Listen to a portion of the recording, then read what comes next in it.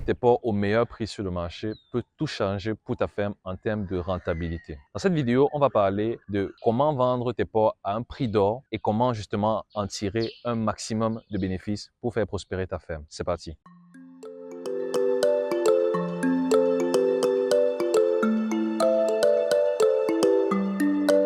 Bonjour à toi, je m'appelle John Gislin, je suis DG du groupe Socav spécialisé en alimentation animale et en soins vétérinaires. Dans la vidéo d'aujourd'hui, on va parler de comment maximiser tes profits en élevage de porcs pour tirer le plus de bénéfices possible de chaque porc qui sort de ta ferme. En premier, on va parler de la qualité parce que la qualité du porc que tu produis va influencer le prix auquel tu pourras le vendre. Lorsque tu vends du porc à des clients, qui peuvent être par exemple des supermarchés ou des bouchers, ces clients vont acheter à un certain prix en fonction de la qualité. Et c'est à toi d'insister pour vendre ton porc au meilleur prix en parlant de la qualité de ton porc. Tu dois montrer à tes clients que le porc que tu vends est différent des autres porcs qu'ils achètent fréquemment et tu dois le montrer à travers la qualité, à travers par exemple l'absence de graisse sur la peau, la bonne viande, la qualité gustative et également le rendement de carcasse. On pourra parler plus tard dans une autre vidéo du rendement de carcasse et de l'impact de l'alimentation sur le rendement de carcasse. Ça aussi, c'est un point important qu'il faut que tu comprennes. Mais ce que tu dois retenir ici, c'est que la qualité du porc que tu vends va influencer le prix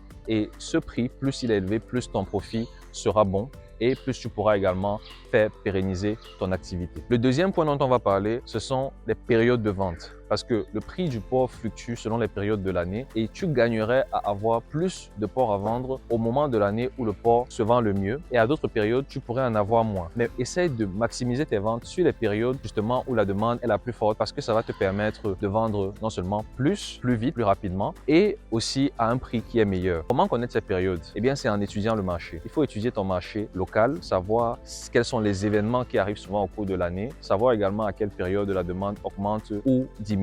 Et c'est en fonction de toutes ces informations que tu sauras comment faire la programmation de la production dans ta ferme. Tu vas programmer des productions plus élevées, par exemple pour des périodes pendant lesquelles il y a plus de demandes. Dans beaucoup de pays africains, les périodes de fin d'année sont extrêmement importantes pour les éleveurs de porcs parce que la demande augmente fortement à ce moment. Si c'est le cas dans ton pays, tu pourras par exemple anticiper en élevant plus de porcs ou en obtenant plus de porcelets quelques mois avant cette période de façon à ce que les porcs soient matures au moment des fêtes de fin d'année et que tu puisses en vendre en grande quantité à ce moment-là et tirer un maximum de profit. Si tu apprécies nos contenus et que tu veux nous encourager à en faire davantage, n'hésite surtout pas à t'abonner à la chaîne, à liker et à cliquer sur la cloche de notification pour ne rater aucune de nos futures vidéos sur comment réussir ton projet d'élevage en Afrique. Le troisième point dont on va parler, c'est la diversification des canaux de vente. Essaie d'aller vers les canaux qui te rapportent le plus d'argent. Je m'explique. Par exemple, certains éleveurs vendent du porc vif et s'en sortent en vendant du porc vif au boucher. Des porcs vivants sur pied que les bouchers vont abattre et exploiter. Toi, en fonction de ta région, en fonction du contexte de ton marché, il peut être plus intéressant de mettre en place une unité d'abattage, une petite unité qui va te permettre d'abattre tes porcs et de les commercialiser sous forme de carcasses. Peut-être que ce sera plus rentable. C'est à toi de te renseigner et de voir sur ton marché à quel prix se vend le porc vif, à quel prix se vendent les carcasses. Et en fonction de ces informations, tu sauras si ça vaut la peine d'abattre tes porcs avant de les commercialiser pour avoir plus de bénéfices. Également, essaye de diversifier les clients. Certains clients peuvent payer mieux que d'autres. Tu peux avoir des clients bouchers, tu peux également avoir des clients qui sont des restaurateurs par exemple. Tu peux aussi avoir des clients qui sont des ménages, des particuliers en fonction de la taille de ta ferme. Donc, essaie d'explorer différentes pistes au niveau de la clientèle